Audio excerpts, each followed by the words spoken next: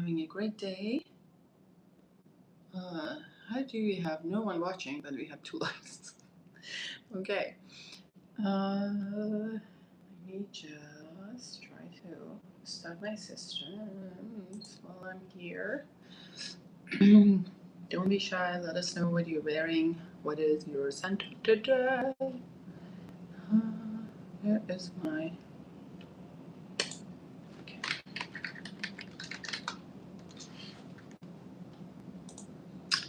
I'm gonna get in here slowly but surely. It's kind of hot. Hot. We have jumped right into the summer and it's quite hot today. And it seems like it's going to be hot all this. Hi Ovenlift, how are you? Are you responsible for this? I think you are. You are responsible for this. Absolutely. Hi Dushan, how are you? I've tried it last night and then this morning it was like, I liked it so much last night and I was like, I put it on again. Maybe just a little, yes, no, you are totally responsible for this. You are totally responsible for this. I went and looked. It's, I don't, do you know what year they came on the market? This, DRIES Van Noten ones? Like the eau de toilette. So what I'm wearing today is the DRIES Van Noten SUR PEAU. I just can't remember what year they came on market. Well, I guess I could check here.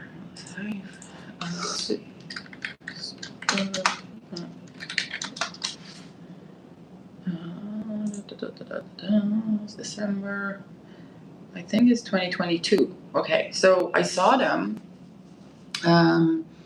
What's that store? Like there's a store in Milan. Often, did you go to Rinascente in Milan? Hi Delise, how are you? There's been nothing. That's the only thing that I can say in British. There's been nothing. I don't even know if that's how you British say. But when I buy it, it'll be a little bit more not. Mitra, I had a blotter of this in my bag, and the next day I was in my office wondering who the heck smells so good, and it was my blotter. Right? Like I've had that before too. It's like, I have a blotter like in my. I usually like forget them in the car, and then I get in there and I'm like, well, nobody's here. Like, who was in my car? Like, why does it smell so good? And then it is usually the blotter for the perfume. New to your channel. How are you and where are you from? So I'm good, thank you. Arav, I'm good, and I am from Canada. Last forever that EDT. Right. It was like I was surprised because I can't remember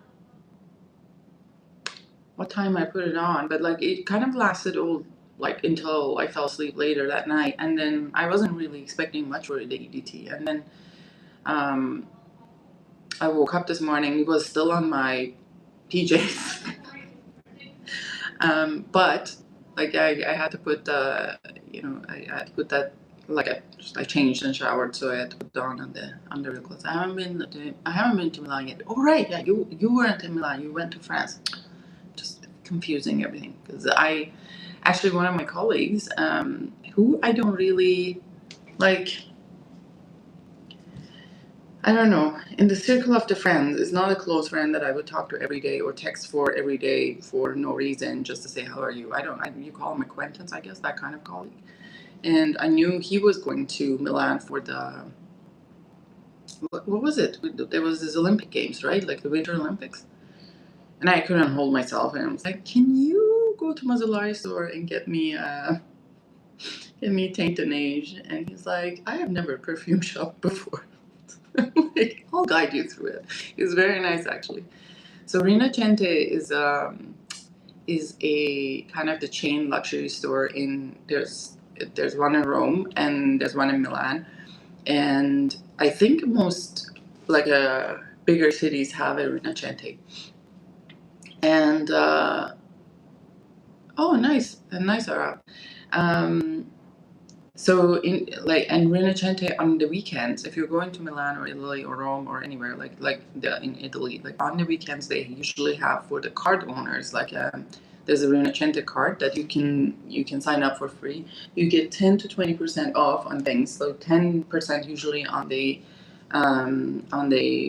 niche fragrances and like 20% on luxury designers usually. Like you could get off and the regular other things, which is really nice because I bought my Chloe Atelier de Fleur, a few of them there for the 20% off because they were kind of considered luxury designers. So that is very nice. But that's to be said. I think every Rinascente has different brands. I think it doesn't mean, and the website is separate than the store. So like it's kind of like the same many Saks used to be. So you can't find every brand in every Rinascente. So the one that I went into Rome had the Dries Van Noten brand, and I said, oh, okay, I'll just there's another Rinascente in Milan because I'm just gonna fly off Milan. I'll just buy it in Milan. But then got to Milan, they didn't have the Dries Van Noten in Milan in the Rinascente. Anyways, so lo and behold, I tried these EGTs there. I don't know at the time. Did they come like Dries Van Noten EGTs? I don't know if they came in different times. Like one was in 2022, was on other times. Hold on, let me see.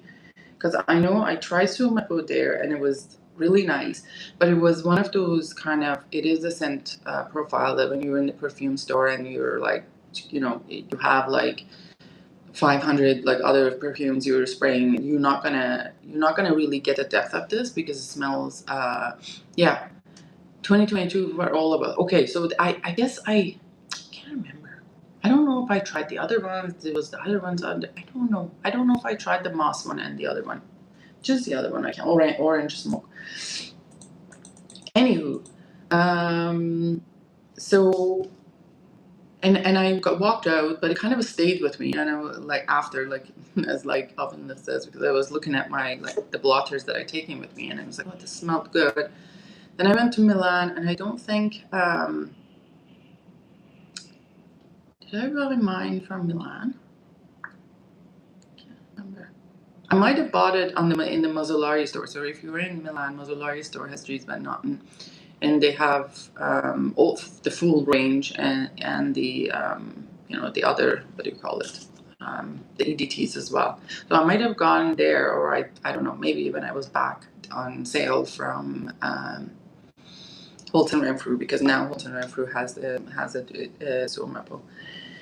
And at the time, it was kind of when I was in Milan. It was winter, right? So this is kind of a little bit. I think it's more suitable for this time of year than I would say winter. Even though it has enough, substance that would be good in winter too. But I would say this time of year it's a better time for it. So this one is a Quantum Beach fragrance, and the reason I'm wearing it because somebody here told me about it yesterday. It's like they were enjoying it. Often told me that he was enjoying wearing Sumapo, and just like I'm gonna set the FOMO up that everything is gonna apparently this line is gonna be discontinued, and like the EDTs. I don't know. That's the rumor that often started. So I think he's eyeing a few of them. So I'm like, okay, well, let's see. It's the best version. Okay, guys, just a perfumer can be making 1,000 shit perfumes, okay? But then one that sticks and it's good. Let's just not. It's not just a book by the cover, okay? And a lot of times these people are like the Quantum Beach, is the perfumer, let's say on this, is he the kind of someone at the end that approves it and the apprentices are making up? I don't know. These people are putting on so many perfumes out that it makes me wonder if this is just the one person working on all of these, or it is that they're like working with a team of apprentices or people who start the project based on the brief, and he's just modifying it, right?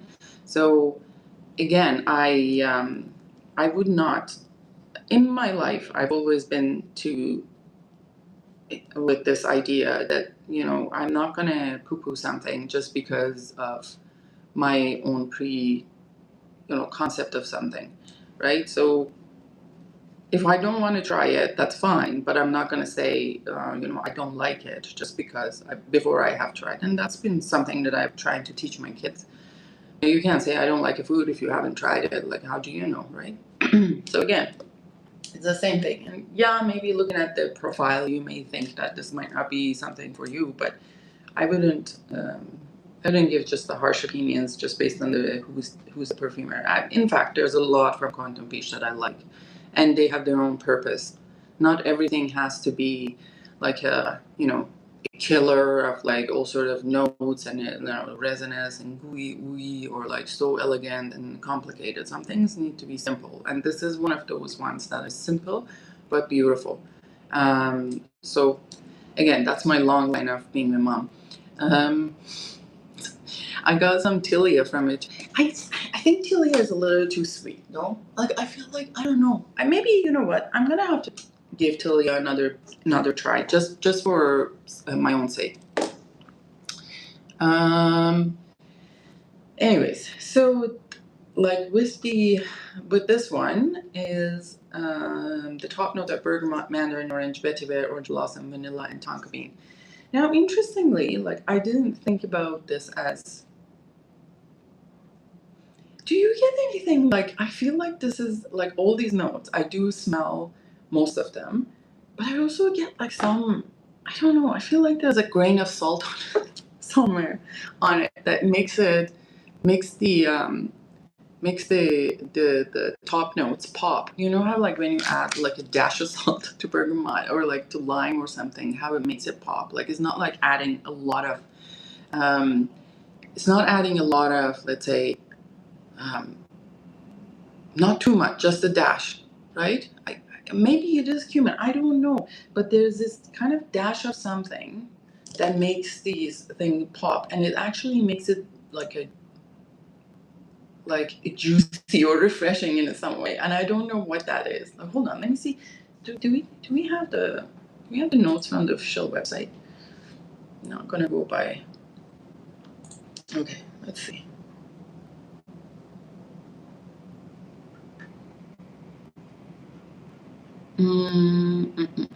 Okay, so there's like it says bergamot, mandarin, orange flower accord. Yeah, what is the orange flower accord?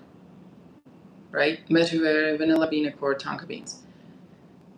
And interestingly, when you look at the ingredients, while it doesn't mention up there, so there's limonelle. That limonelle has a little bit of that kind of quality of the, and there's benzyl salicylate that can give the little bit of a salty thing in there. Geraniol, which is kind of like a geranium, like synthetic geranium, which I don't get any rose from this, but I guess maybe they have used it to construct the orange flower accord. Hydrocitronellol, citrol, that's a lot of citrus. Oil, subject to change at the manufacturer's direction. Yeah. I feel warm spices, slightly essential musks. Yeah, it is, isn't it? Like, it's a surprisingly essential musky for a fragrance. It is a kind of like juicy. It gives that kind of like a vibrant, and it's very attractive. I would smell this on a woman or man, like I would be attracted to. Like this smells really, really good. And something about it, you're right, often it's probably the musk that makes it sensual like that. And yeah, anyways, it's a gorgeous, gorgeous fragrance, and it's 200 ml of it is about $3.75 Canadian here. Although often it was telling me that's on sale where he is, and I am jelly belly for the prices that he could get it at. And because it is so gigantic, I didn't bring the bottle with me. Definitely got some saltiness, isn't it? In the sweetness, yes. I love saltiness within the sweetness. Isn't that like that's just a killer for me? Like that, like main Italian. Just the when you add a little bit of when you have the creme brulee and there's a little bit of a salt on top, or like you have these chocolate pretzels with a little bit of salt on top. I'm just like I am to die for, and I have been blessed with very low blood pressure. So I am constantly, I have to actually keep on top of my salt intake because otherwise I will faint. I love some salty fragrance. Yes, and not too much. Like even like a Dior's Eden Rock, I think some people find that very salty. I know, but it's not too salty for me. I like that. And this time of year, y'all, like I'm going to go on a tangent. This time of year is... we have a kind of a green plum in Iran. I think it's called green gauge. And I probably green gauge, and then you just wash that, and with a dash of salt, you eat that. Oh my God. Mm, mm, mm. And then we have like these sour and salty also is my kind of one of my favorite flavors. There's this, I don't know if where you guys at, you would have this, but we have this sour cherries. Let me see. It's called albalu. What is a sour cherry?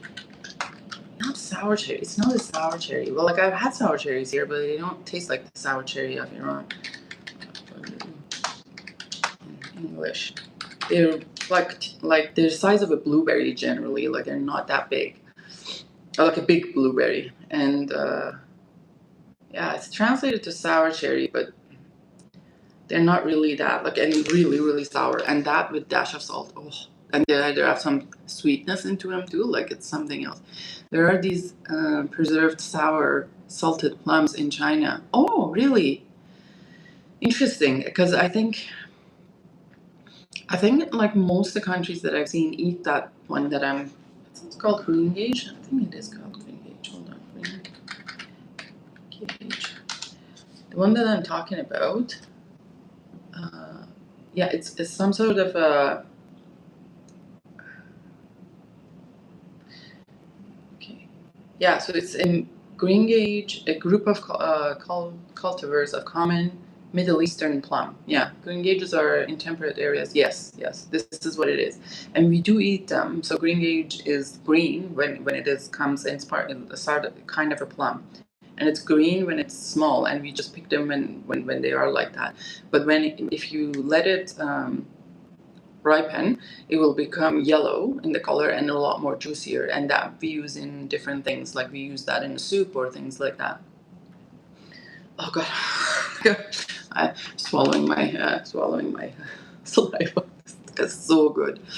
Like that would be my snack, like up until like I think the season is from like usually I would say April to like July, and then like kind of they get too ripened by that time, and I don't like that. They're quite crunchy before that, and that would be all my snacks, and I would be like bowls and bowls and bowls of it. So good. The confirmations that the EDTs are getting discontinued, both from the staff in Paris and Berlin. If I can find some way for you to ship stuff to me, Offenlicht, because you can get stuff for very cheap. Not that you have agreed to do that service for me, but anyway, like I have to. Was that in the discount that you got Offenlicht? Was it in the directly from the DRIES and NOTEN store, or was that on other places? Also, I found out Offenlicht. Have you bought from Niche Beauty before? Like I was checking Niche Beauty website. Because that's a German base, right? And it seems like they're now shipping to Canada, which I wasn't aware they were. Often let them become vintage, yeah.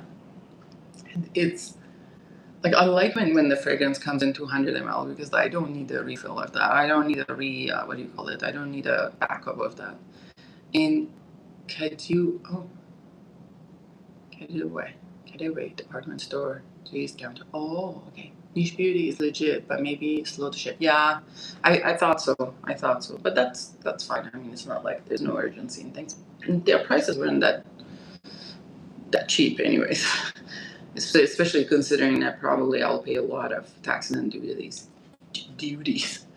Okay, so I want to actually look at the rest of them. So I think there's 2 more, right? There's the moss something, right? And then there is, what did people say? This perfume reminds me of, like Sur Ma Peau, reminds me of Le Beau Narcisse. I don't know what that is. Eau de Coton. I thought about Eau de Coton a little bit when I put this on, but this has that zest and like the top.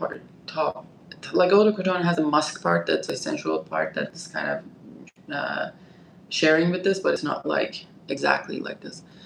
Mystic Moss, I wish I liked more, but it has amberwoods. Yeah, that's probably what put me off. I think I may have tried that one. Mystic Moss. Mystic Moss is, well, Mystic Moss is Nicholas Bonville, and the notes are green mandarin, clary sage, cardamom, algae extract, geranium, oak moss, vetiver, patchouli, and incense.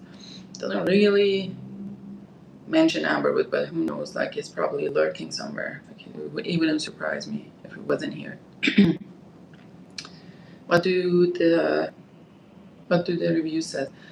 Is a lush green, spicy, herbaceous moss with citric tang. It leans more masculine, and for EDT lasts 12 hours, so it's better for the money than huge 200 ml bottles. I love the fuzzy green moss. The only aquatic element comes from the algae. It gives a green, salty, and mineral nuance that rather than traditional blue, watery, ozonic. Reminds me of Pacific rock moss. I like Pacific rock moss. Greener, mossier, and aquatic lasts a whole lot longer. Yeah, probably that is the amberwood that makes this last so long.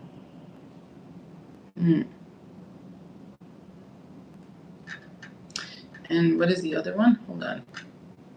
Mystic Moss. And there was Orange Smoke or something. Orange Smoke. Orange Smoke. That is an Ignorado. That has that going for it. And nose behind it, neroli, mandarin orange, petit grain. Middle notes are incense, orange blossom, jasmine. Base notes are myrrh, musk. I want this. Okay, so I got distracted. Mystic Moss Open is fantastic, but then it reminds me of the Le Sel d'ici. Oh, never tried that one either.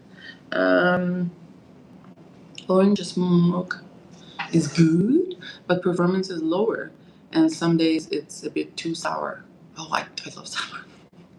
12 hours, yeah, because of amber. Yeah, Sur Ma Peau is best for sure. Yes, I think it is, but like I'm kind of like, if they are gone, I may as well try. I try this one at least before it goes. Hi Mitch, hello Often, Dushan, Delise, Pearly, and MK. End of the day, Black Iris. Black Iris? What is Black Iris? So y'all, I'm kind of looking, but I don't see any, like, they are actually not in all places. They're like limited only in Holton Reprue, and Sense used to have them, Sense with 2 S's. But I don't see it on their website anymore, which is sad. Me sad. Black Iris by what? So many Black Irises here. Black Iris, interlude. I generally don't care for L'Eau d'Essai, but a lot of people are talking about Cell d'Essai. Biche Aquatic. I don't know. The only one I tried was that like a cone shape Essai. You see, is that like the one for women? Like, I don't know what it's even called, but I know people talk about Ambre d'Essai. I think, but the one that I tried had watermelon note, and I was like, ugh. Watermelon. I am not for a melon smelling perfume. Like, when I see melon, I think it was L'Eau d'Essai. Yeah, I don't know why I even got this, because it's totally out of my. Oh my god, look at these fucking notes. Like, L'Eau d'Essai is lotus, melon, freesia, rosewater, rose, cologne, cyclamen, lily of valley, lily, water peony, so floral.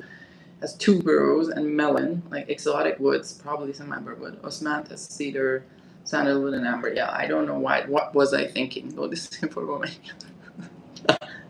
It was like totally. This is what I was telling Persuades. This is like totally a shoulder pad perfume of like, let's say, what we call it. It's like 80s, like 82, 83, like that kind of perfume. Like when everyone was into this ozonics. I think so, at least. I don't know. What year did it come out? Oh, it's a 92 fragrance. Maybe 90s. I don't know. Maybe I'm just talking off my ass. But this is, I don't, to be honest, I don't jive with 90s fragrances. I don't like 80s, I don't like 90s. 70s are good, and even 70s and 60s fragrances I like, but like a lot of things when they fall in 80s and 90s are not for me. It was supposed to be the smell of water. Oh, well, it definitely, you know what it smells like? I don't know if you guys have this in Germany. Like what, like, you know, the prepared, pre-cut like fruit trays, like in grocery stores when you buy them for like, it's like a fruit platter for your parties, and they always just fucking load it with melon because like it's cheaper than anything else. And you know, when you buy it in the first day, it doesn't smell like that, but then you keep it in the fridge for a few days, and that kind of the bottom juice of that tray smells like not a good description, but that's what how it smells. But there are, I hear there's a lot of, who is the, oh, Jacques Valier is behind this. But randomly I came across another one. This is called Lune d'Issée. This one looks more palatable, which is like mimosa, rose, star anise, osmanthus, peony, musk, and heliotrope. That would be nice, actually. But I don't know, it's probably discontinued a million years ago. It's a 2001 fragrance. It looks like cone, but it's a funny cone.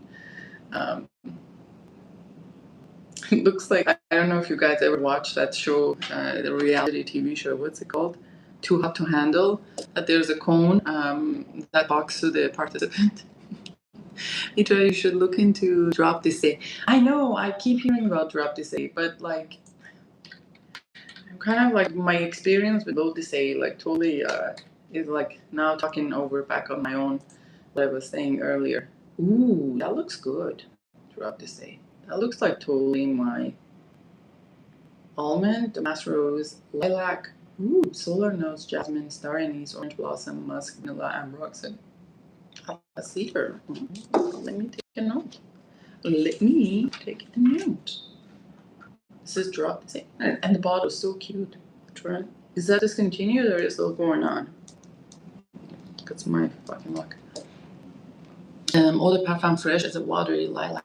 Ooh, watery lilac. We do love lilac. Guys, like all of a sudden, like all the lilacs, like it was like the trees were bare, and like last week, like they were like, there was buds, but like nothing was coming out. And like almost like we went to bed and we woke up and it was 30 degrees and the lilacs are all in bloom. Like it's crazy. Let me Drop d'Issée, and then you said what? What was the other one? Drop d'Issée Fresh? The Drop d'Issée Eau Fresh. Oh, aquatic though. Is this, what kind of aquatic is it? Rain notes, water notes, lilac, mass rose, dreamwood. Ooh, amber ox super. Virginia cedar. Ooh, God, I don't know. Drop d'Issée. Maybe this will be surprises me. This will surprise me by proper use of amber woods. Fresh. Okay.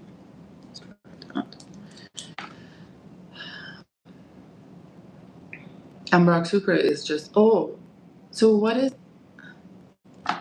then amberfix is amberwood? Like what is then amberwood? Like I'm mixing it up again. It's not a super amber. Okay. Yeah, I hear Le Sel d'Issée.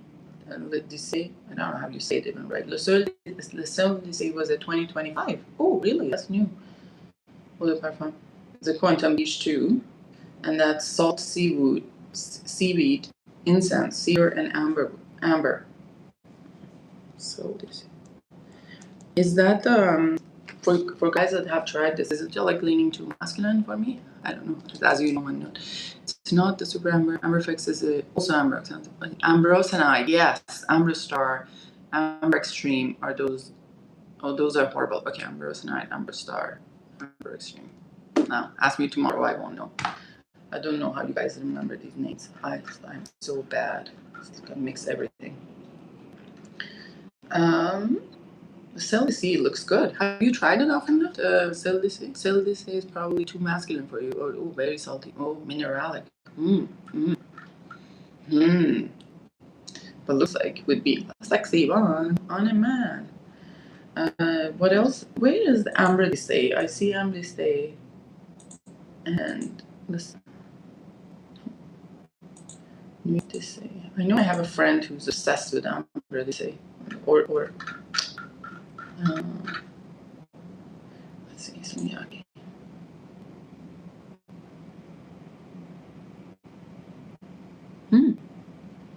Oh, interesting. Issey Miyake, I didn't know this about. Is it a she or he? No, he. Issey Miyake is a Japanese fashion designer known for his innovations with fabric and his use of technology to produce interesting and practical. Miyake was born in Hiroshima. Who was it? Who sang this? Hiroshima. I remember that from like good old days when I was little.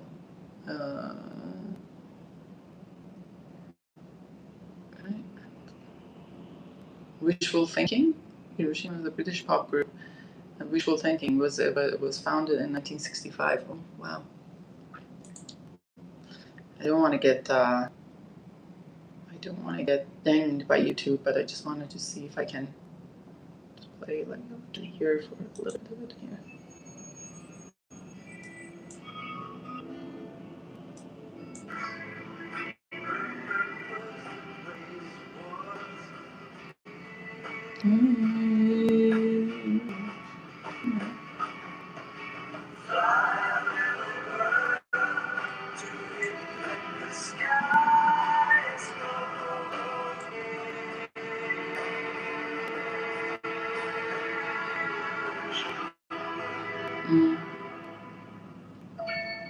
Wow.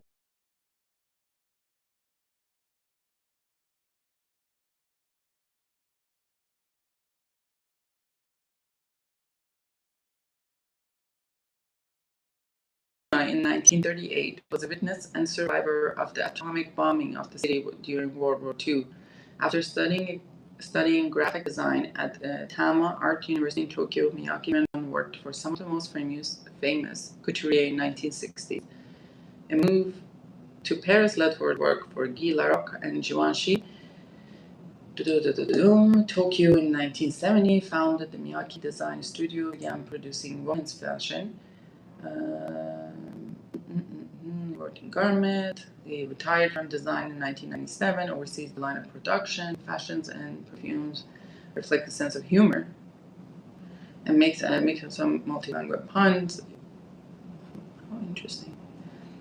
Miyake launched his first perfume, L'Odyssée, for women in 1992. The name is homonym for the French word l'Odyssée. Oh, l'Odyssée. Like Odysseys.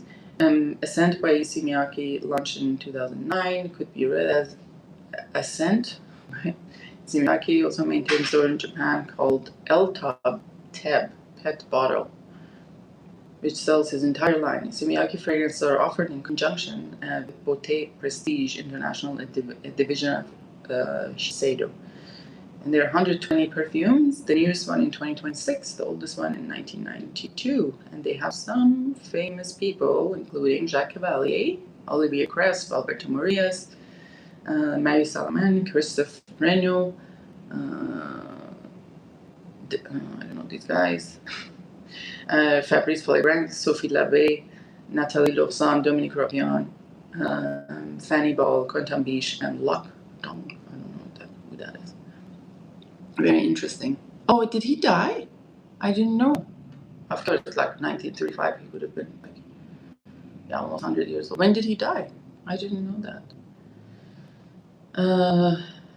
Ooh, there's so many interesting shapes of the bottles though. There was like this whole, definitely the cone fashion, a lot of l'eau de say, like l'eau de say parfum d'intense, eau de parfum, eau sensuelle, l'eau de say floral, l'eau de say gold absolute, lumières, l'eau de say parfum, pour femme, eau de toilette d'été. Wow, there's so many. Oh yes, this one, l'eau de say pour ombre noir. This is the one that my friend really, really likes. And he keeps telling me that. And that is a Christophe Renaud fragrance. It's saffron, cinnamon, nutmeg, coriander, leather, cedar, papyrus, vetiver, amber, vanilla, and tonka bean. Legend 2022. Oh, well, what a life, eh? Like,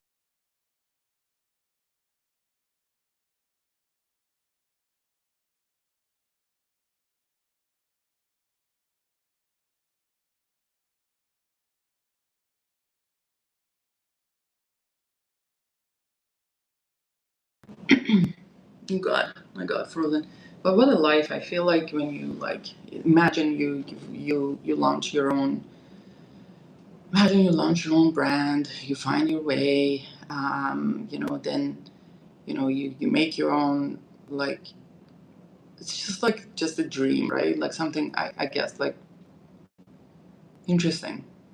But I wonder how it feels like for the person itself, because you could be like doing all those things but not really um, feeling it inside. I hope for whatever that matters, that he really felt it in that, and kind of really experienced internally the accomplishments, because a lot of times we do like achieve things and we have accomplishments, but just we don't I feel like nowadays we don't give ourselves, sometimes, like some people like myself, not that I've accomplished much, but in that some people like don't give ourselves a chance to experience that. It's always about the next thing and the next thing and the next thing and the next thing. And while the hustling is good like that, but it also just to give yourself a chance to enjoy and really experience your accomplishments is, I think it's really important, because once there's no other next thing, like when in your life, like you have achieved what you want to achieve, and you've got to places that you wanted to be all this time and growing up and whatever, then it's like, if you haven't given yourself a chance to celebrate along the way, it's always like there's this restlessness, right? Like you haven't had the practice to like actually take in, and it's restlessness as well. What next? Like, what can I do? Like just constantly looking out for something else, and that state is usually where people um, hit the midlife crisis, right? Like in that, it's just like they do crazy things just to get rid of that feeling of stagnant, right? Like they feel like it's stagnant, at that time, for some people, anyways. Um, but there's also kind of understanding of like, you know, it's not always supposed to be just like, the next thing and the next thing. It's just take it in, enjoy, live your life. It's okay to like not be looking for the next thing as well. But I'm not saying in that there are people who fall from the other side and, to get too comfortable in doing nothing. 100%. Thank you, Mitra. Be grateful, but also acknowledge and be proud of your accomplishments. Absolutely. And that's also my kind of a pitfall, one of my pitfalls. Like I would be like I had to do a lot of professional exams and whatever, and like very like I had to repeat a lot of them here in Canada and whatnot. And I never took time to say, hey, I did that. And it was like, oh, okay, I passed the exam. Oh, great. Tomorrow, like, what are you doing next? It was just like always like that. For a long time, I lived in survival, like just to what's next, what's next. And living like that eventually leaves you, once the you're off the hamster wheel, it leaves you in a not a good place. It leaves you trained to be looking for stuff and not a good place. People have a lot of void when that happens. And if they have given up, like on things that matters to them, like their relationships. They don't have like in that trap, like they've just been looking for the next thing to do, and they're not looking for, they like friendships are not maintained, and you've lost that, and you don't have support, so you don't know what your life is outside whatever you're going to be doing career-wise. It keeps people very, it doesn't leave them in a good place, and that is why a lot of people, like you see, and that is actually, to me, it's the lesson for my generation to learn from the previous generation, which is a total different than the next generation, is because the way I see it is like the generation before me, they worked until they died. Their work was their life and their everything, and they just did work, work, work, work, work. There was, like the marriages didn't last, the people like that, and marriages didn't last, the relationships fell apart, the kids were unhappy. And, you'd see these people would retire at like 90 and die the next day. And that's kind of a sad life. For me, I think that was a lesson for me from the previous generation, that while they kind of, previous generation drilled into my head the value of working and, being productive and doing things and, advancing in life and whatever. But I do not want to be that. I don't want to stop working today and die tomorrow. That's not going to be me. Now, for the next generation, we kind of, I feel like it became a little bit like the parents became very, most likely reactionary ways, because the parents of the previous generation weren't very around a lot. Like they didn't really micromanage the kids because they were working very hard. I'm not saying this is for everyone, but like it's kind of a trend. And then my generation decided to, be overbearing and be all over the kids and be with them and be whatever. And like we ended up babying my generation way too much. Like in that, not kids of my generation, way too much. Like I have kids older in life, but I'm talking about, like, who am I talking about is actually, like, I'm the latest of my generation. So it would be like guys who are like in their late 20s to early 30s. It's a huge, and it's unfortunate. I'm not saying, again, not for everyone, but we did really helicopter them a lot. We didn't give them a chance to make decisions on their own a lot, and to have actually experienced quite a bit of hardship. And then it became too much for them to make decisions, and you see that in the workplace, and just like this is another generation I'm dealing with. And even though like they're like 10 years younger than me or something, and I'm like, as I'm talking to someone else in this world, making decisions, having to deal with unknown became very difficult. What's the use of money if you don't spend? Yes, absolutely. What am I going to do? I'm going to take it to grades. So like, to be honest, I like the way I look at it. I often I love spending money on super fabulous luxury perfumes. Oh, yes, yes, yes, yes. It's just always a balance, right? I try to think, like, if I die now, my kids have life insurance, so they will be fine. Most likely, they will be fine. Like, at least financially. And yes, I will, these days, it sounds like, where we're going, if your parents don't leave you anything, like, you're never going to own a house ever in life. So maybe a little bit. But after that, like, what am I going to hoard, like, money to do what? And also, it's kind of always, it's a marathon, right? You don't, spend all your energy and gas yourself out in, like, the first, like, mile, and so you can't even continue. So if you're, like, working like crazy yourself for years and years and years, and eventually you may not be able to work like that, and once you stop and once you sit, then you can't get up. So it's important to keep that balance in my mind, and it's always been a hard thing for me, to be honest.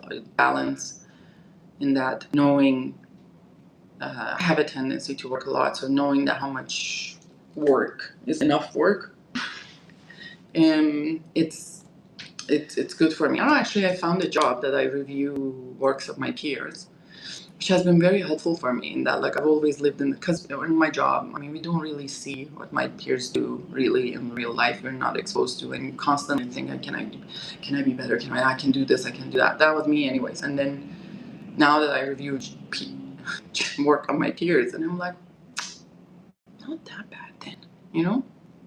Get the balance right. Just a little bit. Yes, just you know, like you need to have life insurance. You leave something for your kids so they can, I don't know, just put a down payment for a house or something, or like get an apartment. I don't know. That's beyond that. Like, what am I going to do with the money? Like, for what, really? It is that, and you know, I had a conversation with a colleague yesterday, in that how systems, like, you know, I don't know if this relates to a lot of you, but when you're working in a system, a lot of systems are not really promoting, don't reward competence, right? If you don't own your own business, pretty much, the systems are not rewarding the competent people. They reward yes man people, and this is the world of today.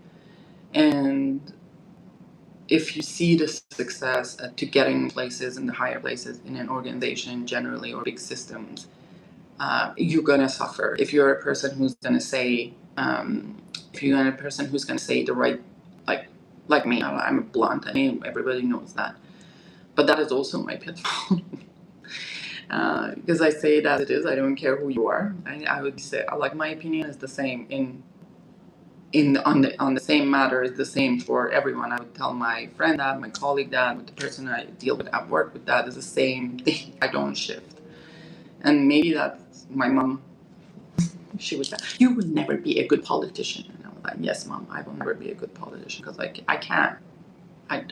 Like, lying is not for me, or deception. That's actually something that I despise. But anyways, I really hope, for the sake of Isimiaki, he really enjoyed what he achieved in life, because that would be a tragedy, that you achieve so much in life but you don't feel it inside. That would be a really.